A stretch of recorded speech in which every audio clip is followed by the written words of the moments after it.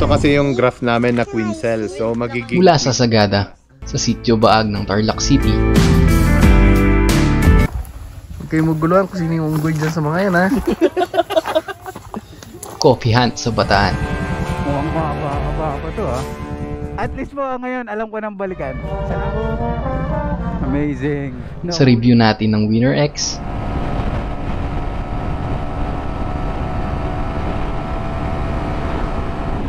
Sobrang smooth. Nung nabubuhay pa ang tatay ko, sabi niya, gusto niyang magretiro sa isang lugar sa probinsya ng Aurora. Ang muling pagbalik sa kasiguran ng Aurora.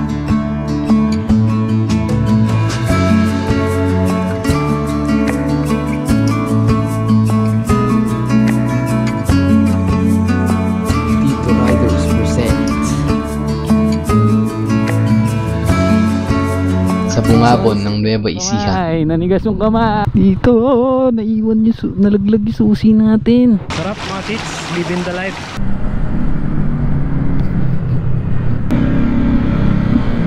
Uy, sinayaw-sayawan. Ang duo ride sa Dingalan.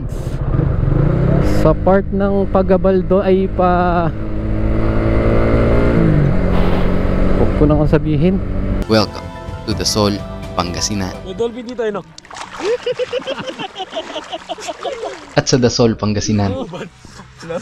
Wala na kaya tayo ngayon, no? Only in the soul. Ginalawan bago pa mawalan, ginilasan pagpag ng kalawang, pinilisan at pinakawalan, sinulatan aking tinugmaan, mga natutunan tinutungtungan, purong talento binuhos ko lang, hanggang gaan ay malagyan, nanalaman, malamangan, kahibangan, tutuparin, dating ako pa rin, kaibahan, pangarap ay tupad na rin.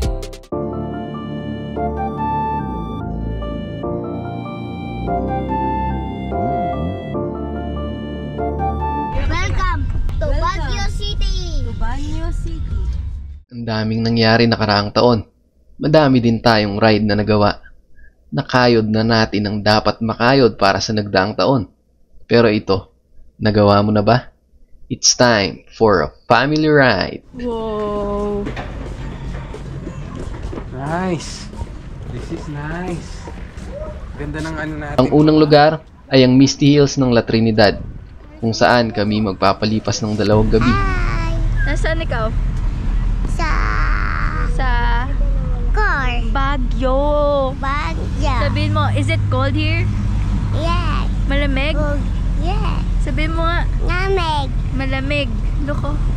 Wow. Samahan nyo kami tuklasin ang ilan sa mga naggagandahang lugar sa tinaguriang Summer Capital of the Philippines. Hayaan nyo kaming ipakita ang ganda ng Baguio City.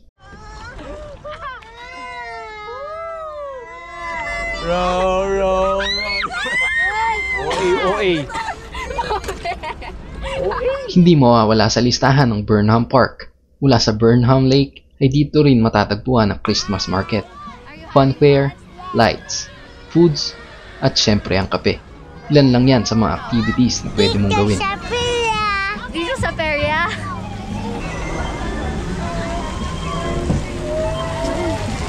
Masarap at mainit na kape sa malamig na klima. Hindi mawawala sa dapat na ma-experience ay ang paglalakad sa Session Road para makita si Tito Noel o mas kilalang Green Soldier. Wait, sige.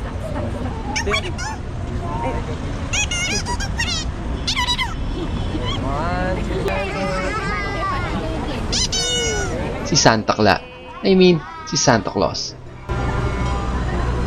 Isa pa sa dapat nyong ma-experience ay ang pagsakay sa mga taxi na tilay nasa Tokyo Drift. Day 2. Pagsikat ng araw, hindi na kami nagsayang ng oras. Bumiyahe kami agad sa isa pang dapat nyong puntahan, ang Igorot Stone Kingdom.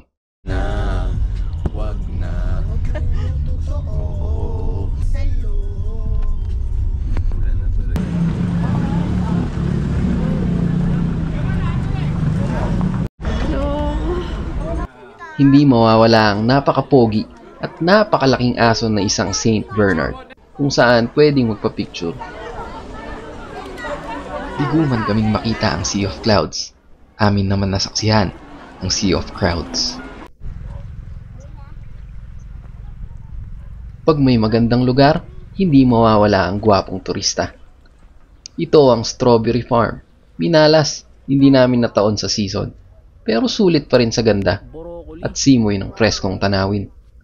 Nataon nakakatapos lang ng ani at pinapalaki pa ang mga strawberries.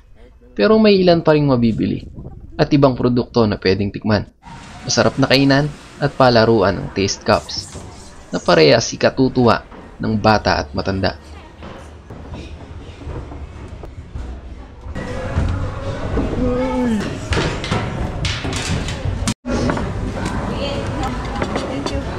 Nabusog na matanda at nakapaglarong bata. Sa hindi kalayuan, aming pinasyalan ng isang flower farm na talaga namang magpapaalala sa iyo kung gaano kaganda ang likha ng ating Panginoon.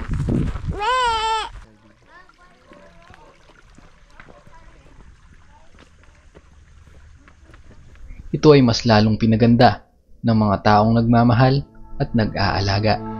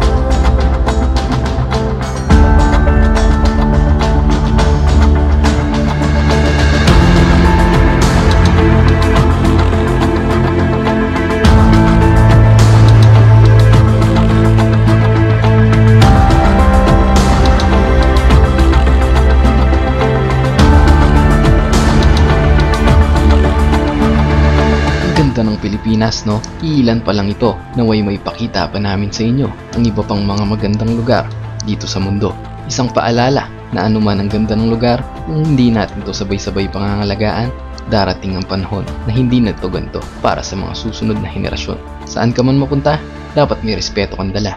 Maligayang bagong taon mula sa inyong mga tito. Mas lalo nating galingan ngayong taon. Sheesh!